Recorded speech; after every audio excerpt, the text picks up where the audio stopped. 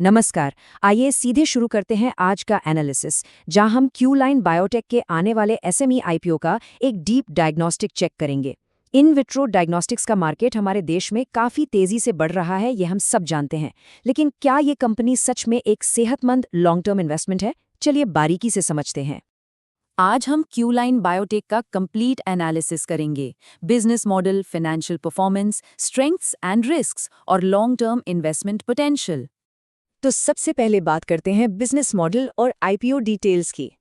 Basic fact से start करते हैं। ये आईपीओ पूरी तरह से एक फ्रेश इशू है जिसका टोटल आकार 214.48 करोड़ रुपए है। अब सबसे जरूरी बात, कंपनी इन पैसों का करेगी क्या? दरअसल करीब 90 करोड़ रुपए इनके भारी कर्ज को चुकाने में जाएंगे, जिससे फ्यूचर लिक्विडिटी बेहतर हो सके, और बाकी 110 करोड़ वर्किंग कैपिटल के लिए यूज होंगे। डेट्स 21 से 25 मई 2026 है और लॉट साइज 800 शेयर्स का है, मतलब मिनिमम इन्वेस्टमेंट 2,74,400 रुपए होगी। अब अगर इनके काम को समझें तो क्यू लाइन बायोटेक सिर्फ स्टैंडर्ड मेडिकल हार्डवेयर या मशीन्स नहीं बनाती। इनका मेन फोकस डायग्नोस्टिक रिएजेंट्स पर है, यानी वो केमिकल्स, लिक्विड्स और किट्स जो लैब टेस्टिंग में लगातार यूज होते हैं और जल्दी खत्म हो जाते हैं। एक तरह से देखा जाए तो ये एक बहुत सॉलिड अप्रोच है, क्योंकि इससे कंपनी को लगातार रिकरिंग रेवेन्यू मिलता रहता है, जो कि सिर्फ मशीन बेचने से कहीं ज्यादा स्टेबल होता है। इनकी हिस्ट्री काफी इंटरेस्टिंग रही है। 2010 में शुरुआत करने के बाद इन्होंने अपना एक रूटीन ब्रांड एस्टैब्लिश किया। फिर जब पैंडेमिक आया तो इन्होंने बहुत तेजी से पिविट किया और कोविड-19 आरटी-पीसीआर और वीटीएम किट्स बनानी शुरू कर दी।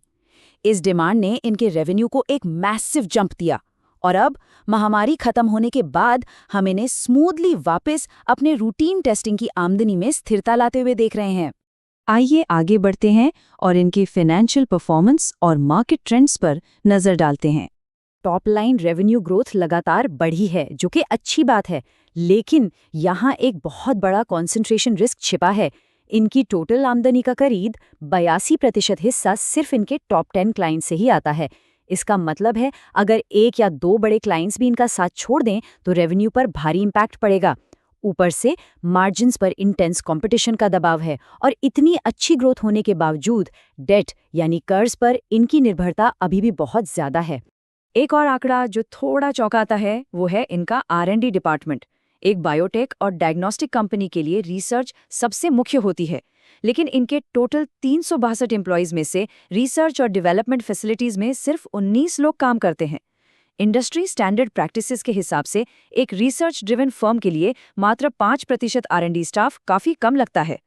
चलिए अब देखते हैं FY25 का प्रॉफिट सेटबैक, जो हर रिटेल इन्वेस्टर को समझना चाहिए। यहाँ आंकड़े बिल्कुल क्लियर हैं।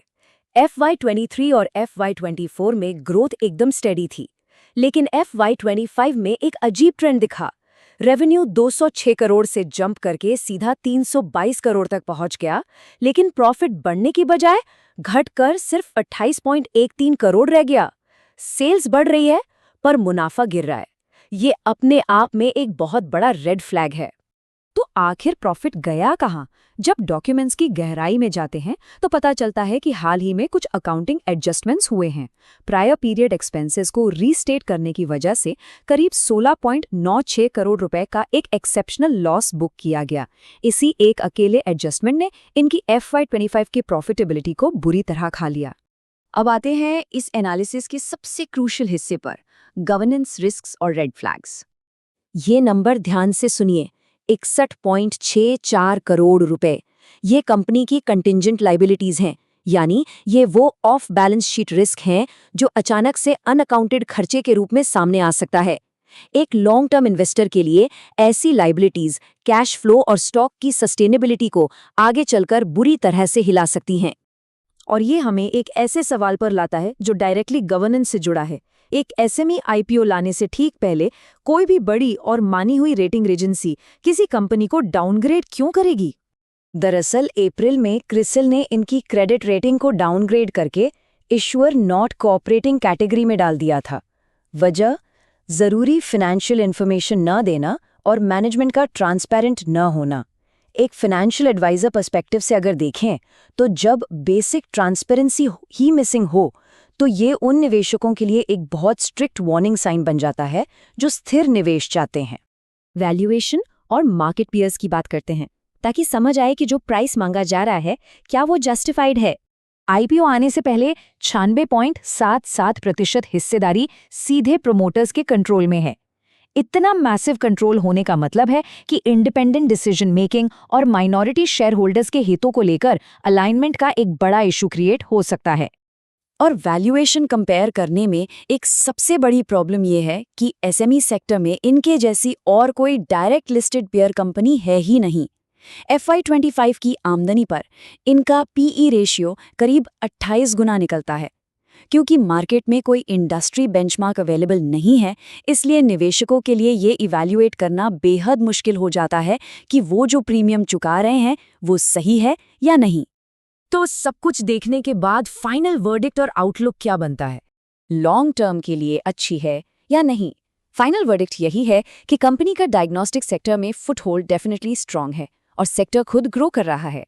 लेकिन भारी कर्ज, कंसंट्रेटेड क्लाइंट बेस और सबसे बढ़कर अकाउंटिंग एडजस्टमेंट्स और गवर्नेंस के सीरियस इश्यूज इस आईपीओ की चमक फीकी कर देते हैं।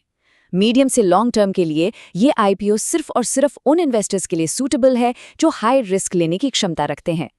अगर आपको ये एनालिसिस हेल्पफुल लगा हो तो वीडियो को लाइक करें, चैनल सब्सक्राइब करें और कमेंट में बताएं नेक्स्ट किस कंपनी का एनालिसिस चाहिए। जाते जाते एक आखिरी थॉट, जब आप किसी एसएमई आईपीओ में अपना पैसा लगाते हैं तो क्या सिर्फ अग्रेसिव रेवेन्यू ग्रोथ देखकर आगे बढ़ जाना चाहिए, तब भी जब बेसिक ट्रांसपेरेंसी और गवर्नेंस गायब हों? इस पर जरूर विचार कीजिएगा। आज के एक्सप्लेनर में इतना ही।